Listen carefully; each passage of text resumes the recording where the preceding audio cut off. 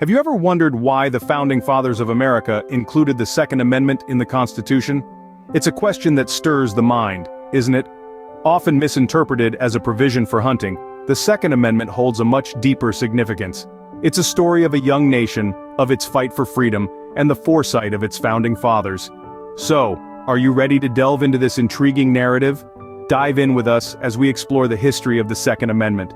To understand the Second Amendment, we need to travel back in time to the late 18th century. Imagine a world where the United States is not yet a country, but a collection of colonies under the control of the British Crown. Tensions are high as the colonists chafe under what they see as unjust rule. The spark of revolution is in the air.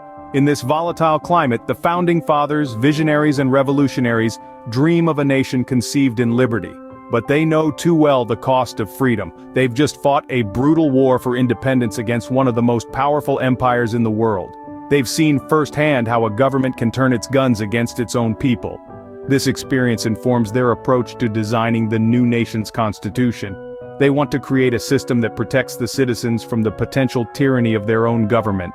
They remember the British soldiers in the streets, the homes searched without cause, the voices silenced by force. They vow to create a system where such abuses can never happen. And so, they draft the Second Amendment. It's not about hunting, as some may believe. It's about something much more profound. The exact wording of the amendment is, a well-regulated militia, being necessary to the security of a free state, the right of the people to keep and bear arms, shall not be infringed. It's about the right of the people to defend themselves if need be against their own government. The Second Amendment is a safeguard, a check on power. It's a statement that the people are the ultimate authority, not the government. It's about the balance of power in a free society. It's about the right to resist oppression.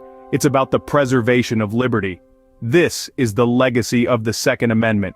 It's a testament to the foresight of the Founding Fathers who understood that governments can become tyrannical, that power can corrupt, and that the people must always have the means to defend their freedoms.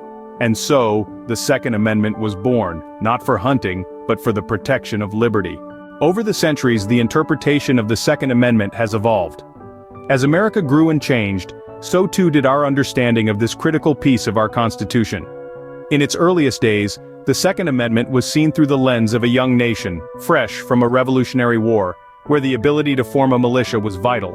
As we moved into the 19th century, the focus shifted. The amendment was now viewed as a protection for individual rights to own firearms, not just for militia service, but also for personal protection and deterrent against tyranny. This shift was influenced by societal changes, as the frontier expanded and guns became a regular part of American life. The 20th century brought with it landmark court cases that further shaped our understanding. Cases like United States v. Miller and District of Columbia v. Heller reaffirmed the individual right to bear arms, but also emphasized the government's ability to regulate firearms. And it's here, in these courtrooms, where the tension between gun control and gun rights really comes to the fore. Public opinion sways back and forth, influenced by events, politics, and personal beliefs. It's a complex issue with passionate arguments on both sides. Today, the Second Amendment remains one of the most debated parts of the U.S. Constitution. Its interpretation continues to evolve, shaped by the ever-changing landscape of American society. And as we move forward, the conversation around it promises to be just as vibrant and vital as it has been for over 2 centuries. So, what have we learned about the Second Amendment? We've journeyed back to the birth of our nation, discovering the original intent behind the Second Amendment. Contrary to popular belief, it wasn't crafted with hunting in mind. Instead, it was about the people's right to resist tyranny and maintain their freedom. We learned how this amendment, deeply rooted in the struggle for independence, has evolved over centuries.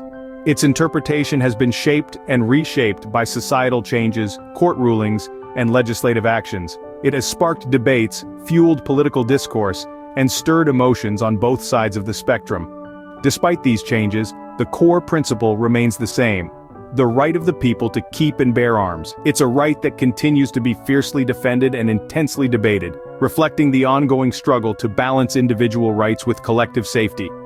The Second Amendment, a testament to the foresight of the Founding Fathers and a symbol of the ongoing struggle to balance individual rights with collective safety.